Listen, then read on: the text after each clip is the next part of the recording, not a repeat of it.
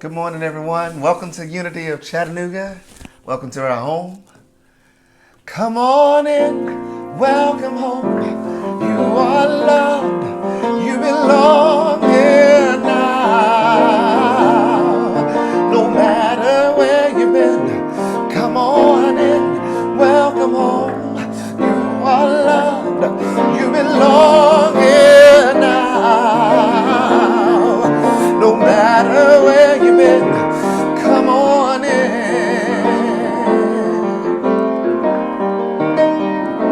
Come on in.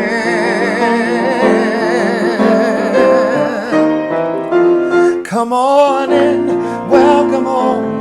You are loved, you belong here now. No matter where you've been, come on in, welcome home. You are loved, you belong here now. No matter where you've been, come on in, come on in, come on in, come on in, come on in, come on in, come on in, welcome home. You are loved, you belong here now. No matter where you've been, come on in.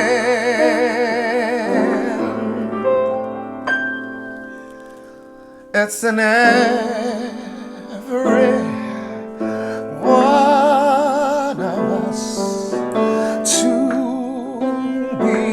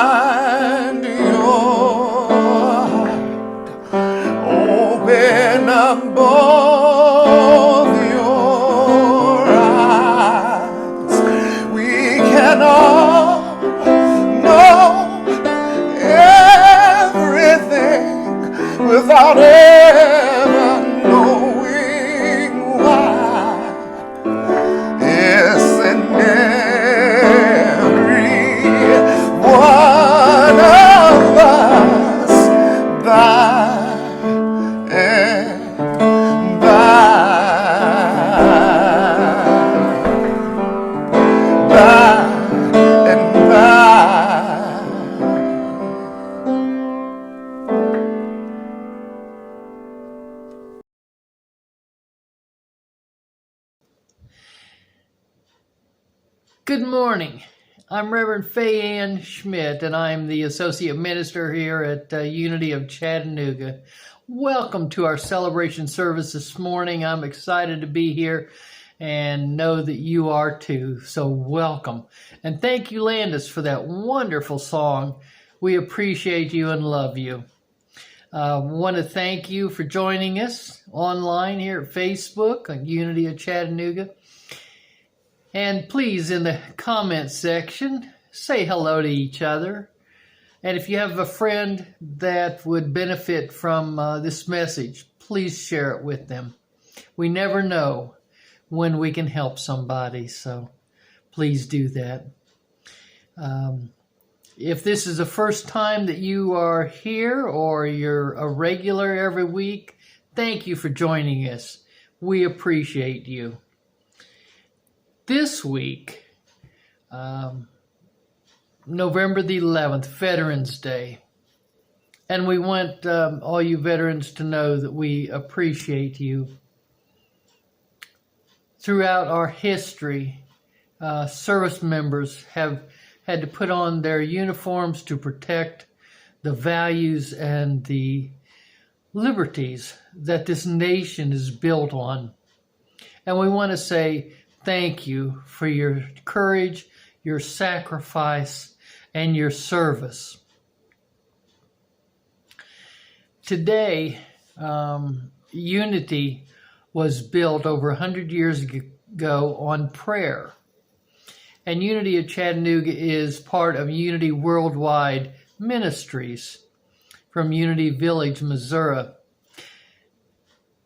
And we have Silent Unity out there, which is 24-hour, 7 days a week prayer service. But right now, we'd like to join together in the oneness that we are and pray together. It is our direct personal connection to the one power active in our lives, God the good omnipotent. Join together and let's relax. Let go of anything that's not serving us. Close your outer eyes. Just leave that little bit of slit of daylight showing through. Take a deep indwelling breath as we move into this space of grace within us, where the activity of spirit is always at work. Breathe in love and exhale peace. Let's take that deep breath and know that we are one, that the Christ within us encourages and guides us along the path that we are to walk. That the doors are open for us to serve our country, sometimes in the military, sometimes working for the government, sometimes just working with each other. That there is power in everything that we do. And that we are blessed to be in this country at this time, where we can do good as we listen to the guidance within us, knowing that the Christ is indwelling in us and guiding us.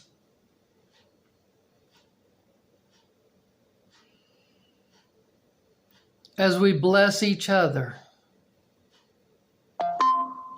we know that there is a goodness in all people, all around the world. And as we reach out to strengthen ourselves, to build up this courage to do the things that we must.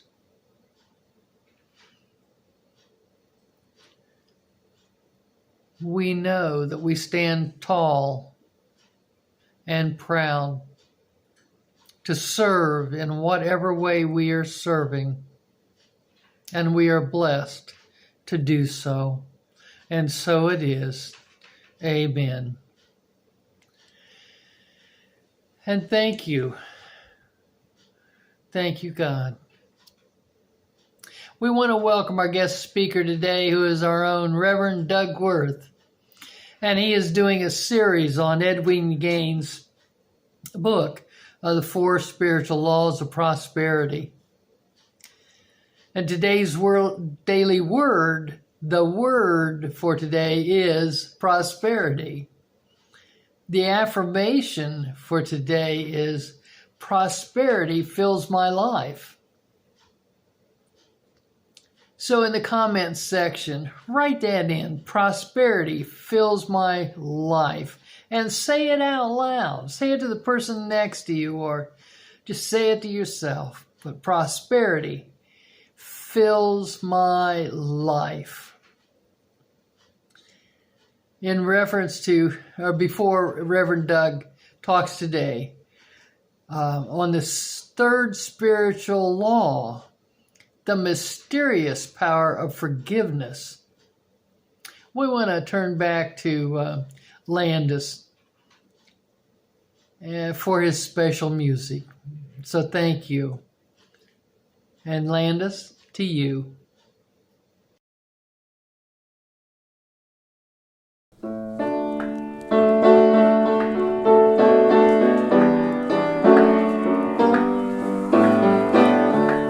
Forgive and forget.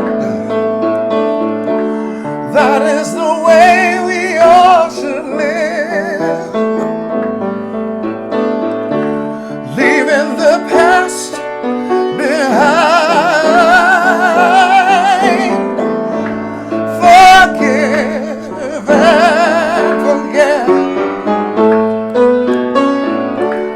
Forgive and forget. That is the way we all should live. Leaving the past behind. Forgive and forget. Leave all the hurts far behind, never to remember them ever again. If you wanna go higher and higher and higher, leave the past behind. Forgive and forget. That is the way we all should live. Leaving the past behind. Forgive and forget. Forgive and forget. That is the way we all should live. Leaving the past behind. Forgive.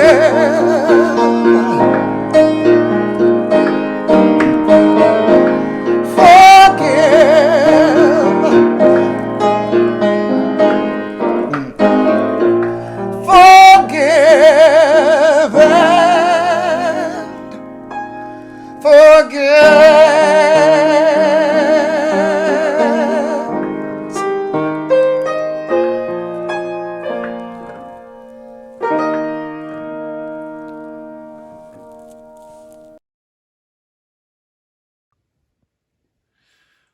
morning, everybody, and welcome to Cyber Sunday at Unity of Chattanooga. One of the beauties of being online is that we can offer a variety of speakers and musicians from around the country. And so far, we've been able to bring some of the best Unity and New Thought people right here. And I feel very fortunate to have been asked to present some of my thoughts from time to time, both online and in person when we have the opportunity to be together. You know, one of the difficulties in ministry is to present a Sunday talk that people can both remember the next day and incorporate usefully into their life. And so for that reason, I've recently chosen to base a series of talks on Edwene Gaines' book, The 4 Spiritual Laws of Prosperity. It's a book that's readily available, so you can get it and follow along with these talks, and perhaps get additional insight from some of her thoughts that I don't have time to mention, and refer to it later if questions come up or if you just want to revisit a certain topic. It's an easy read, it's funny at times, and it's spot on from my perspective with basic spiritual advice for helping you to create a better life for yourself and for others. As we talked about a few weeks ago, our first law is tithing, which is giving 10% of your financial income to where you are spiritually fed. It's a discipline for practicing the law of giving and receiving, of consciously opening that material door so that God's abundance can flow through you. It's a tough one to start with, but it's so important that every spiritual teacher and spiritual program that I've known mentions it as one of their foundational principles. As people begin to tithe, they initially notice that their financial affairs become more stable and that they have more than enough to meet their needs without worry, stress, or strain. And later, as they continue to tithe, abundance and prosperity begins to manifest in every area of their life. Now, as a tool for spiritual growth, what they discover is that when they give generously, with gratitude and with loving kindness, that's the way a greater good shows up in their life and is returned to them. What they also notice is when they give in a stingy manner or not at all or with strings attached, it always seems that their greater good is elusive and difficult to realize. So once a certain material prosperity starts to manifest, most of us naturally begin to think of what else we'd like to experience or have in our lives. And that's where Edwene's second law comes in, setting goals so we can achieve these dreams. Now, to summarize from a couple of weeks ago, it's important to be clear about what you want, to visualize and feel the excitement of a realized goal. Writing down your goals, putting a time frame on them, acting as if they were already here, using treasure maps to keep your attention focused, following any internal guidance that might show up, and being committed to following through with action. But the greater tool for spiritual growth, for achieving our goals, is becoming aware of the power of the spoken word that gives energy to our thoughts, greatly multiplying the creative and attractive or repulsive forces that they bring forth. And that's where we become aware that complaining and criticism is spiritual suicide. We must be impeccable with our words. And when we focus on what we want in our life and in our thoughts and keep those words and actions all going in the same direction, we become very, very powerful attractors of those very things. And that is the very point where we become aware of the third law of prosperity. It's forgiveness, and that's what we're going to talk about this morning. Now, in our culture, we've all grown up with the blame game. You know, who's done us wrong? Whose fault is it? Getting revenge and crying in our beer. If it wasn't for that SOB, fill in the blank with your favorite villain from your life. I'd be happy and I'd have achieved a greater life. Go into any bar on Friday night and you'll see it all over the place. Our culture's filled with it. From movies and TV, the nightly news, politics as usual, and the BS that we've often felt in our daily jobs. The problem is, as Dolly Parton once observed, if you spot it, you've got it. You see, we're all infected to one degree or another. Every one of us has a done me wrong victim song. Every one of us has regrets. And every one of us has felt the pain of missed opportunities, of thwarted chances in our life. And yes, every one of us has been a perpetrator, even if it's just harboring old wounds and sabotage our energy, our ambitions, and our self-confidence. Forgiveness, then, is simply letting go of that which no longer serves us so we can move on, so we can feel the excitement of new goals and new opportunities and the energy to achieve them. Forgiveness is the ability to recognize those feelings in ourselves that point to old beliefs, old wounds, so that we can hold them softly without bitterness. It's the ability to make peace with our lives when we don't get what we want or when we feel that we've been treated unfairly. Edwene explains it this way. She says, harboring a grudge completely blocks our ability to have peace of mind. All sorts of studies indicate that negative thoughts, feelings, words, and behaviors affect our mental and physical health, our success, and our self-worth. An unwillingness to forgive is like stabbing ourselves with a knife and expecting the person who did us wrong to feel the pain.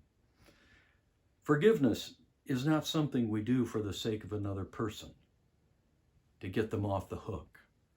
Forgiveness is something we do for ourselves. And in fact, it's the greatest gift we can give ourselves. She goes on, think of forgiveness as emotional house cleaning. It lets us make room for the good we desire. It also lets us go as far as we can on this spiritual journey and receive all the universe has to offer. If we refuse to forgive, we're clinging to self-defeating feelings such as guilt, shame, blame, hurt.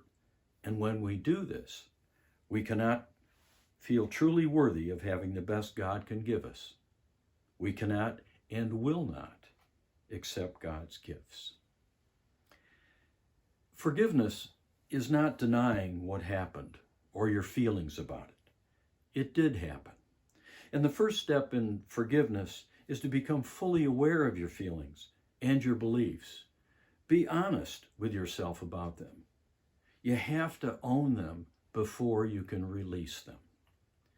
Forgiveness is not excusing what was done. You're not condoning hurtful, immoral, or illegal behavior. You're just choosing to put it behind you and move on. You know, there are laws in this country about those things, and they're best left to the legal system for a final settlement. Be careful, however, to be very clear about what exactly was done. Now, what I'm talking about here is our interpretation, our feelings about the matter versus what exactly happened. In addition, it's important to recognize that continued abuse or hurtful behavior from another person or situation is not a forgiveness issue on your part. If it appears that those conditions are likely to continue, you need to remove yourself from that environment as soon as possible. Forgiveness is different from reconciliation. When reconciliation happens, it can be a wonderful healing blessing. But there are times when reconciliation is not possible or prudent. It's not necessary for forgiveness. You do not need anybody else's participation or agreement. It's an inside job. If you've ever wondered how Jesus could manifest miracle after miracle with just a thought or a spoken word, his God channel was completely clear. There was not a smidgen of ill will or condemnation in him, only love on a scale unimaginable. That's why he could say accurately, "The Father and I are one." So important is forgiveness to our spiritual journey that he repeatedly stressed the process in his ministry and in his teachings. In the Sermon on the Mount, for example, when he taught people how to pray, he said, "Pray like this." And in what has become known as the Lord's Prayer are the words, "And forgive us our trespasses as we forgive those who trespass against us." And again later, "Whenever you stand praying, forgive if you have anything against anyone, so that your Father in heaven may also forgive you your trespasses. But if you do not forgive, neither will your Father in heaven forgive your trespasses." Now, notice the reciprocal relationship to his words. What you give or do is what you receive or experience. This is the law of circulation, of which giving and receiving is part, and that's what we talked about with tithing a few weeks ago. Here's how he describes that law of circulation. "Do not judge, and you will not be judged. Do not condemn, and you will not be condemned. Forgive, and you will be forgiven. Give, and it will be given to you. For the measure you give will be the measure you give back." You see, the law of circulation works on many levels, the emotional, the mental, as well as the material. Whenever we release old blocks and remove them, what happens is that we increase the flow of good in our life. It's like cleaning a pipeline. This is the truth that we're working with. You know, at one point, Peter approached Jesus and he said, "Lord, if another member of the church sins against me, how often should I forgive? As many as 7 times? And Jesus told him, "Not 7 times, but I tell you, 70 times 7. Now, what Jesus is saying is that forgiveness is a way of life. Don't hold on to those grudges and resentments. Get rid of them. And he then, to make his point, he then tells the parable of the unforgiving servant, whereby the king forgives one of his servants a large sum of money, but that servant does not forgive another person who owes him money and has that other person thrown into prison. Well, the king hears about it, changes his mind, and throws the servant into prison until he can pay all his debts." Now, in today's language, the parable means that if you hold on to your grudges and resentments, they're going to come back and they're going to bite you. Now we're going to up the ante a little bit. Several weeks ago, we talked about the scale of consciousness in the book Power versus Force by Dr. David Hawkins. He says, rather audaciously, "Beliefs are the determinants of what one experiences. There are no external causes." Pretty significant. As a scientist who was involved with mapping consciousness, he goes on to say that our conscious mind has about 7 bits of information that it is capable of processing at any given time, while our unconscious mind has the equivalent of 15 billion bits processing all the time. That means that we're running mostly on autopilot, on programs that have been instilled in us, and that we have virtually no conscious control whatsoever in what we're doing. It's all in our subconscious. So what we're attracting into our life through the law of attraction is mostly controlled by our unconscious thoughts, our unconscious and deep beliefs about ourselves and our world, not our conscious thoughts. However beautiful our visualizations and our treasure maps and our prayerful affirmations are. Therefore, if we're going to become conscious co-creators, and we're not making as much progress as we'd like, we've got to go into that world of the subconscious and through forgiveness and clearing work, change the programming. Now, think of those old and buried regrets and resentments like a computer virus. You don't know that it's there. Your life seems to work like it's supposed to. Things are going along normal, but then something goes wrong. You're stuck and you don't know why. It's these past negative thoughts and feelings that are preventing you from achieving your goals and greater good. They're still operating on a subconscious level, and they mostly reside in that subconscious area where you can't see them. What's also true is that whenever we blame another, we criticize or think of how unfairly we've been treated in a specific situation, our bodies release stress chemicals, which have the purpose of shutting down certain parts of the body so that there is more energy for another part. What that means is that once we engage in an old familiar thought pattern, the body prepares for that incident exactly as it prepared the first time. We're trapped and we're doomed to repeat the process. What we've done is actually enable and empower that self-defeating virus. What this means is that we cannot hold on to the past and at the same time embrace our visions of a greater life and a higher potential.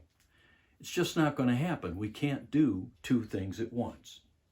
Any negative or lesser energies that we have are the very blocks that will prevent true abundance in our lives. We've got to get rid of the guilt, the blame, and that grudge virus. So, how do we forgive on the conscious and subconscious level? Well, Edwene gives us 6 techniques. Number 1, and first, is the use of affirmations and denials. Writing them, speaking them out loud, and listening to them are all very effective ways to begin the process. The key to creating powerful, transforming affirmations is to say what you want to be true as if it is already true. For example, I forgive myself for fill in the blank and no longer feel any guilt about it. Or another example, I forgive that person, knowing that they did the best they knew how to at the time. I release them and I let the incident go. Number 2 is a nightly review process.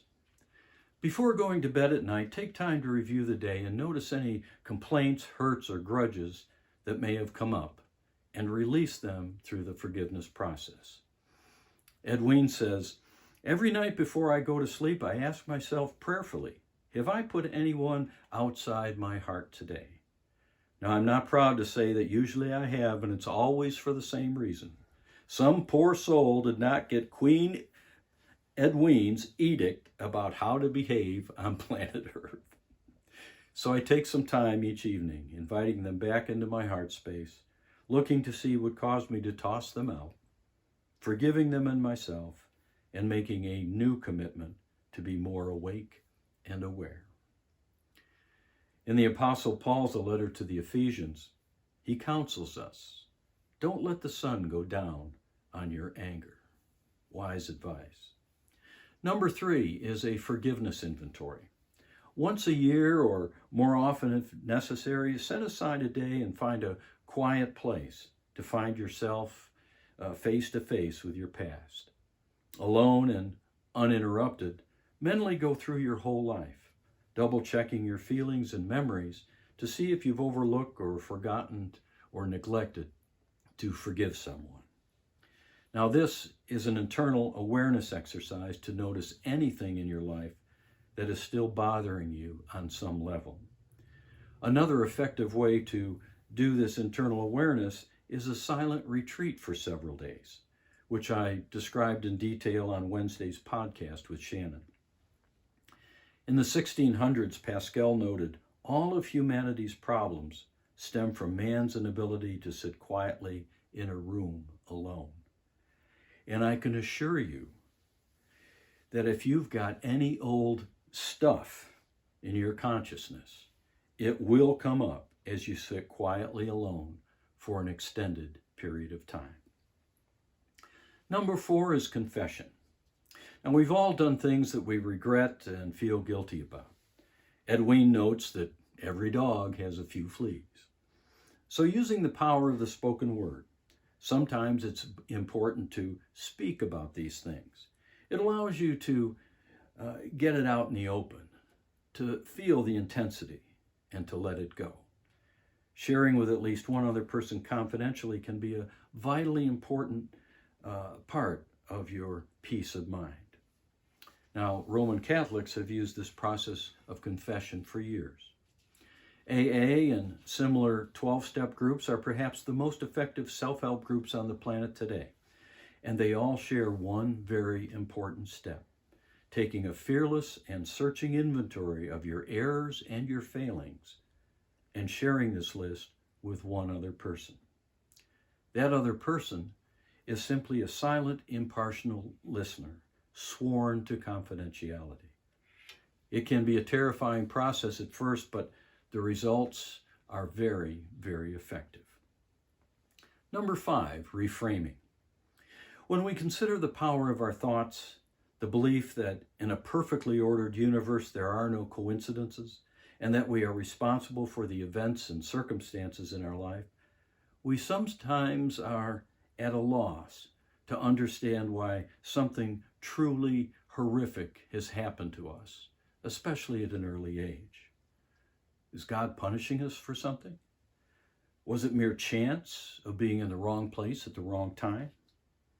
Or is there something else going on? Well, one way of coming to grips with this is to reframe your response, how you look and how you feel about the situation, and consider the changes that this incident has created in your life. As an infant and young girl, Edwene was sexually molested many times, almost to the point of killing her. And as she grew up, her self-esteem suffered greatly, and understandably, she felt like a victim and adopted that persona and that story. It makes perfect sense, but unfortunately, it trapped her in a downward spiral of self-defeat and victimhood. Well, one day a teacher told her, in order to heal this childhood trauma, what you've got to do is create a new story about it. He paused, gave it some thought, and then he said, Edwene, you came onto this planet to be a woman of power. Your soul chose this pathway, and because you chose it, you also chose to take an initiation in the misuse of power at a very young age. During this initiation, you learned what it feels like when power is misused, and it's horrible. Therefore, it's now safe for you to be a woman of power in this world, because you know now that you would never misuse or abuse this power. And in this process, you've gained the most valuable of all spiritual gifts, the understanding heart. Well, she says, my world reeled from this and cracked open just a little bit. It didn't happen overnight, but little by little, one day at a time, I began to embrace this wonderful new story, a saga that completely reordered my personal history. It made me feel powerful rather than helpless, and it allowed me to give up the role of a victim. Now, I can tell you from my own experience that I've had a number of failures and incidents in my life that seemed traumatic at the time. But each time, as one door closed, another opened, and greater opportunities came my way. And today, I can honestly say, it's all been good. Number 6, ask God. Edwene's last forgiveness technique is to simply ask God. So what I'd like to do now is use our meditation time to explore this last technique. So get comfortable in your seat, relax, and take a deep breath. Close your eyes and take a few moments to reflect on a time or a person or an event in your life that still causes you discomfort or pain. Something that's been there for a while. Something that's hard to take. And maybe you can't take it, but God can. Imagine a person that for you is the embodiment of God's love.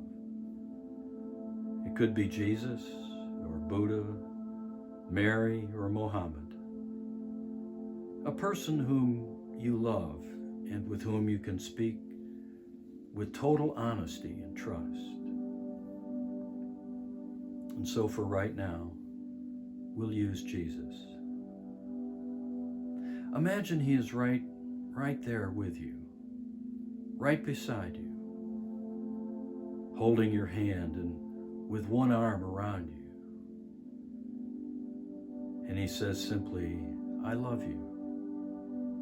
I love you with an everlasting love. I've always loved you. There's nothing you've ever done or ever could do that would stop me from loving you. And so feel that love. Feel that divine love. Feel your heart open to receive it. Feel it cleaning out all the bad feelings of guilt and blame inside you. And now bring to mind that person you need to forgive and release, but you haven't been able to.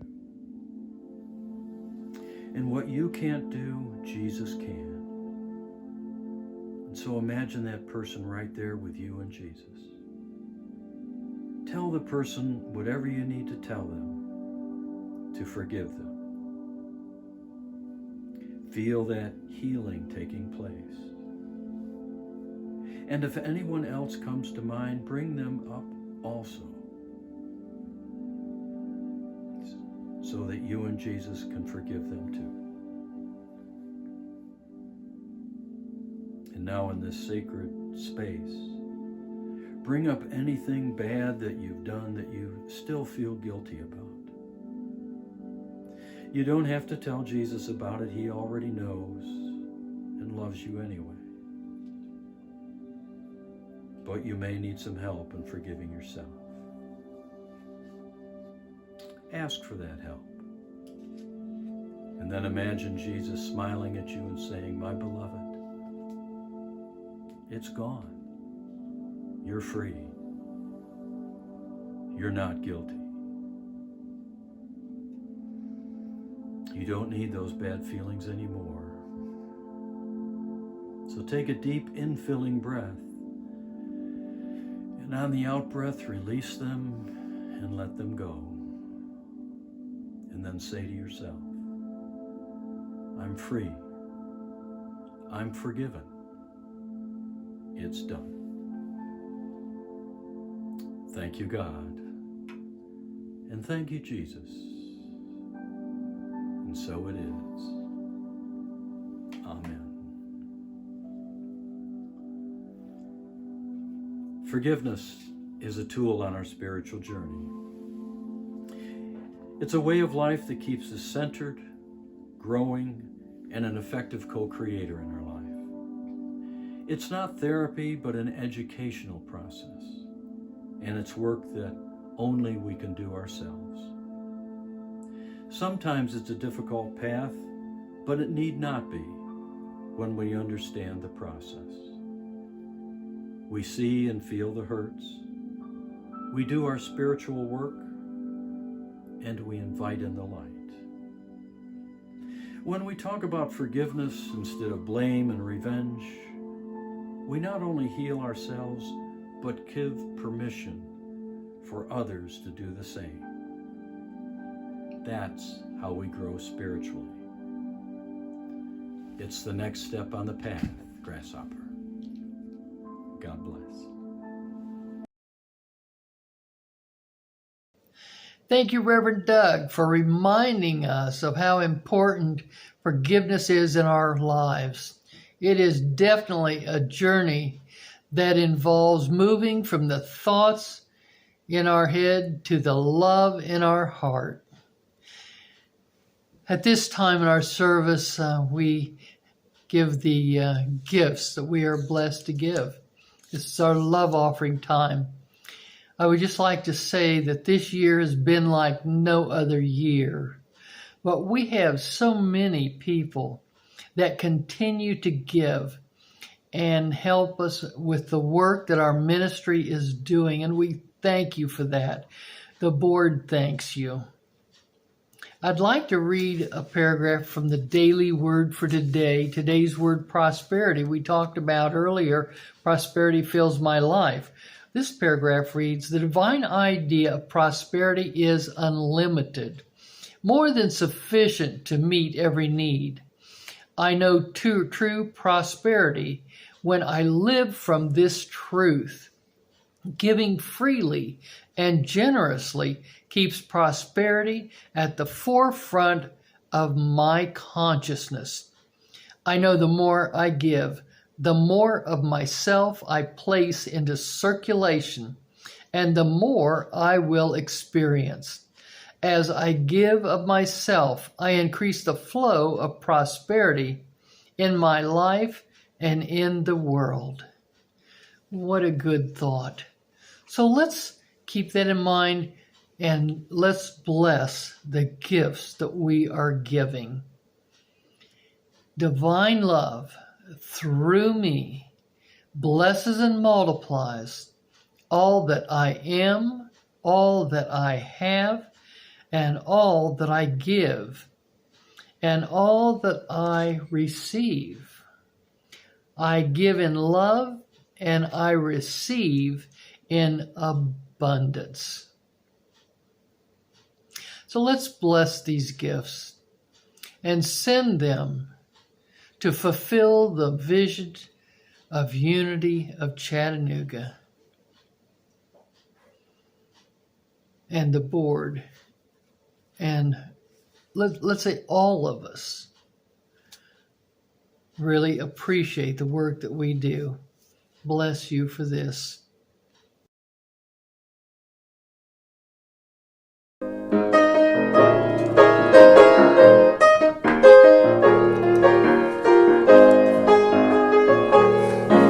From this moment forward, from this moment forward, I allow unlimited abundance into my life.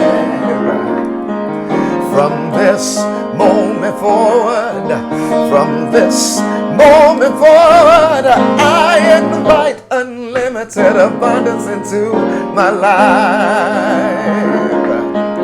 From this moment forward, from this moment forward, I receive unlimited abundance into my life. From this moment forward, from this moment forward, I allow unlimited abundance into my life. I allow unlimited abundance into my life. I allow unlimited abundance into my life.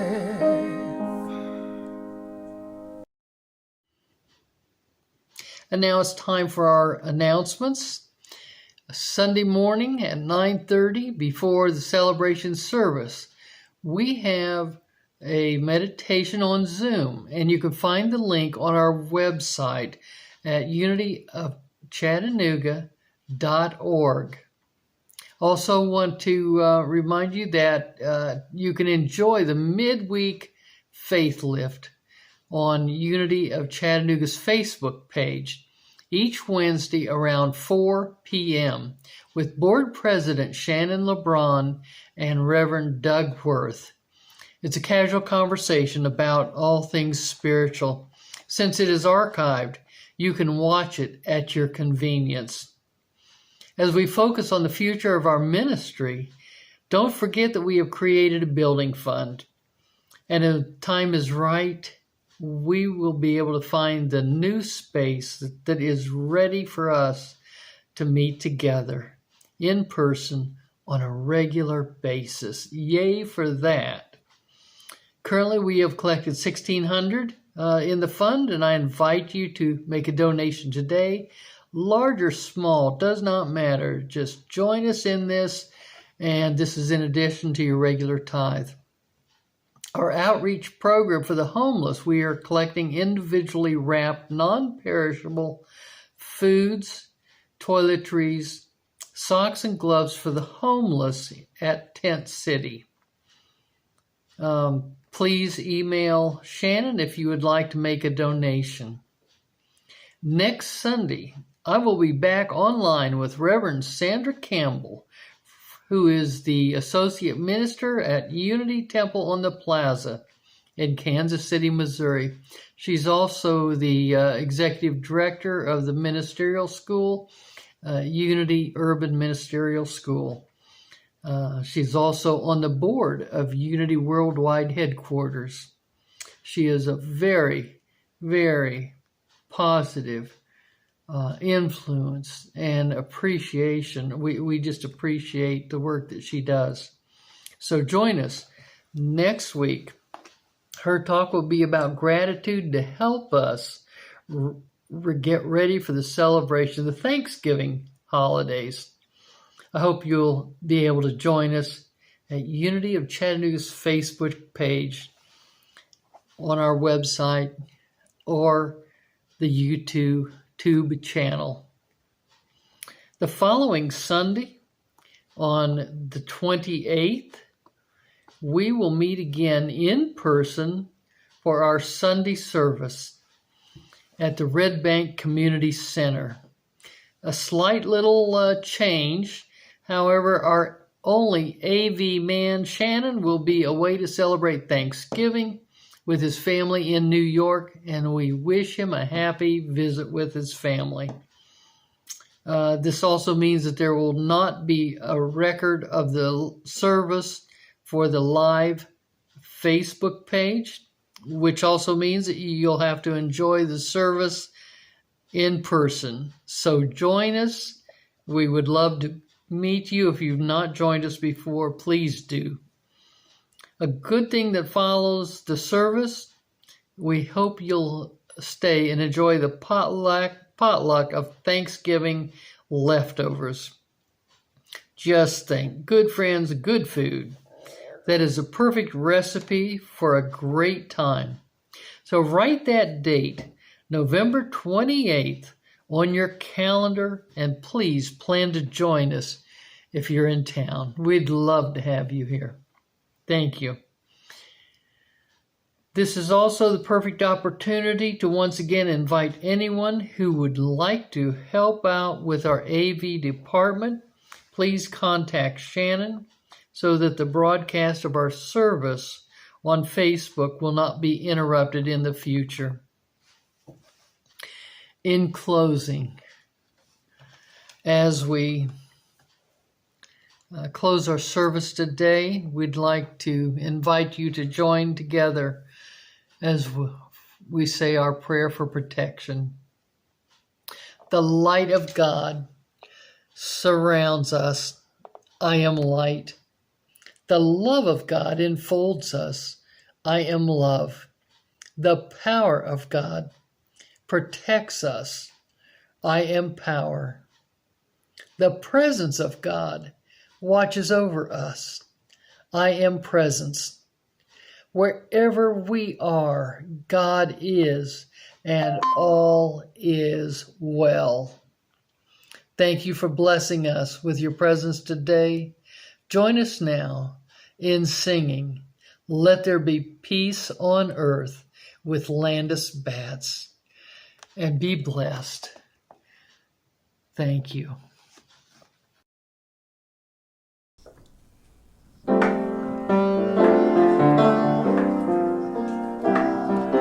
Let there be peace on earth, and let it begin with me. Let there be peace on earth, the peace that was meant to be with God.